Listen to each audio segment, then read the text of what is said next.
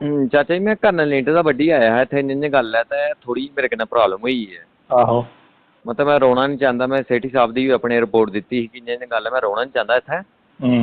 मतलब थोड़े मतलब मैडम ने भी थोड़ा बहुत मेरे कन्नै गलत किया। उन्होंने बोलिया मेरे घरों 20 बोतल दारू चोरी हुई है, मतलब 1 किलो बदाम चोरी हुए ने। हाँ और मतलब धीया इल्जाम लाया कि छेड़खानी की है। अच्छा उन्हें बोलिया था चाचा जी मैं जा रहा यूनिट च, मैं गड्डी च बैठे वैगनार गड्डी च, मैं नंबर दे दिना एह्दा जो भी होंदा।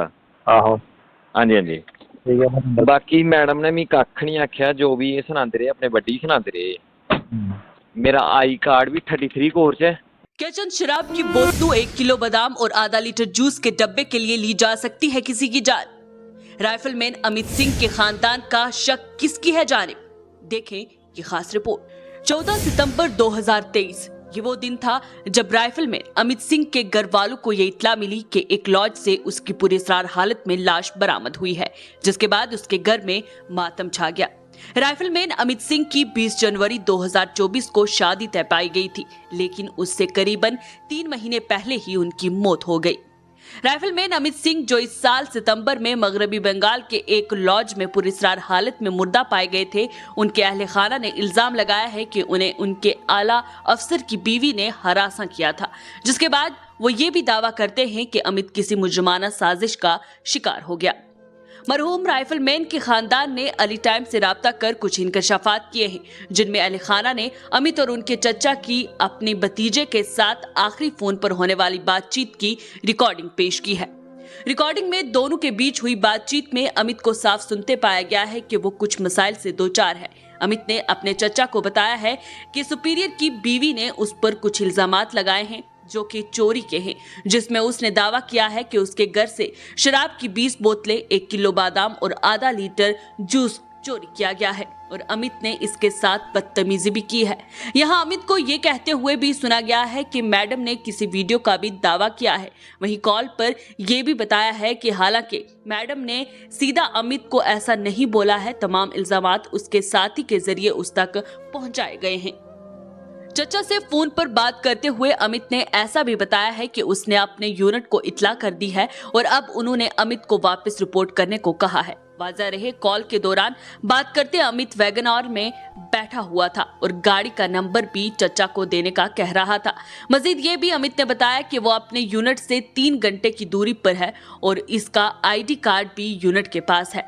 वहीं अमित के चचा ने अली टाइम से बात करते और ऑडियो कॉल सुनते हुए ये बताया है कि 9 सितंबर 2023 को अमित ने फोन पर बताया था कि वो बतौर हेल्पर काम नहीं कर सकता क्योंकि वो एक वेल ट्रेंड सोल्जर है। और चंद मिनट पहले का वाकया बताते हुए अमित ने एडजुटेंट का भी जिक्र किया था, जिन्होंने अमित को बुलाकर कहा था कि वो फिक्र ना करे, 15 या 16 सितंबर को उसे पेरेंट यूनिट में शिफ्ट कर दिया जाएगा। ये तमाम वो बातें थी जो अमित की उसके चचा से फोन कॉल पर हुई थी। वहीं मरहूम राइफलमैन अमित सिंह के वालिद रतन सिंह, जिनका ताल्लुक जम्मू के खोड़ जिला की तहसील दमचक से है, मंगल को अली टाइम्स के दफ्तर पहुंचे, जहां उन्होंने मगरबी बंगाल के हसमीरा पुलिस की तरफ से दर्ज की गई शिकायत और ताज़ीरात हिंद के मुताबिक दर्ज की गई FIR की कॉपी पेश की। उन्होंने अपने बेटे के लिए इंसाफ की गुहार लगाते हुए कुछ सवालिया निशान भी उठाए हैं और कहा है कि अमित अपनी यूनिट से सिर्फ 3 घंटे की दूरी पर था, वो भी गाड़ी में सवार हो चुका था। वो एक लॉज में मुर्दा कैसे पाया गया जो उसके यूनिट के बहुत करीब था? इसके पास लॉज में रहने की कोई वजह नहीं थी। वहीं उन्होंने ये भी दावा किया है कि लॉज के अंदराज रजिस्टर में अमित के दस्तखत जाली थे। वहीं इसकी पोस्टमार्टम रिपोर्ट से पता चला है कि इसकी मौत जहर से हुई थी और उसके सर पर चोट भी थी।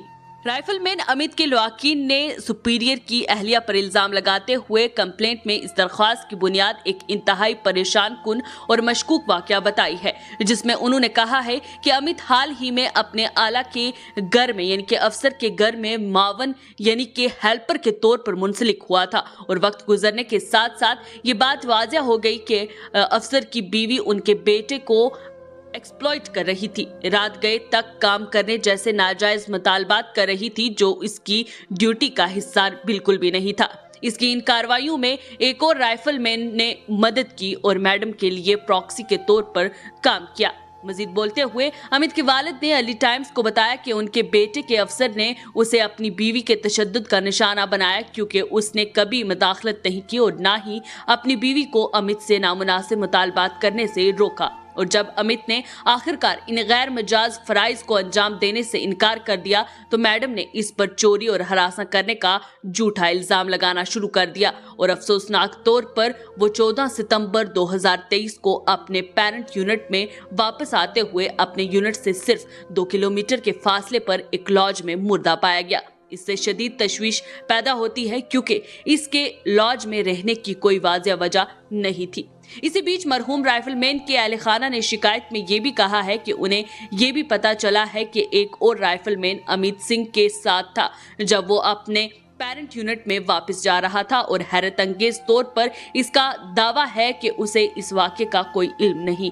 इससे पता चलता है कि इसने मैडम के एजेंट के तौर पर काम किया है और मुमकिन तौर पर इस जुर्म को अंजाम देने में उसकी मदद की होगी। वहीं राइफलमैन अमित के वालिद ने पुख्ता दावा किया है कि उनका बेटा एक साजिश का शिकार हुआ है जिसमें उसके अफसर की बीवी और दूसरा राइफलमैन शामिल थे और पोस्टमार्टम हो जाने के बाद खानदान को अमित की मौत के बारे में बताना तशवीशनाक है क्योंकि मामले को छुपाने की कोशिश की जा रही है। उन्होंने मजीद कहा है कि वो वेस्ट बंगाल की पुलिस से पूरा ताउन करेंगे, जिनको जो भी सबूत चाहिए होंगे वो उन्हें फराहम करेंगे, लेकिन उनके बेटे को इंसाफ मिलना चाहिए। उसका खून कभी भी माफ नहीं होना चाहिए जो कि एक साजिश के तहत किया गया क्योंकि अमित के अफसर ने उसे गैर कानूनी तौर पर अपने घर पर बतौर हेल्पर रखा था जबकि वो एक वेल ट्रेंड सोल्जर था। वहीं आपको ये भी बताएं कि वेस्ट बंगाल के हसमीरा पुलिस स्टेशन में IPC 306 की दफा के तहत FIR नंबर 253/23 मुकदमा दर्ज किया गया है और पुलिस इसकी मजीद तहकीकात कर रही है। वहीं मेंबर पार्लियामेंट जुगल किशोर शर्मा ने भी अक्टूबर के महीने में इस मामले पर वजीर दिफा राजनाथ सिंह को इस मामले पर नजरसानी करने के लिए एक खत भी लिखा था और हमदर्दाना तौर पर अमित सिंह की मौत की वजूहात पर तहकीकात का मुतालबा किया था।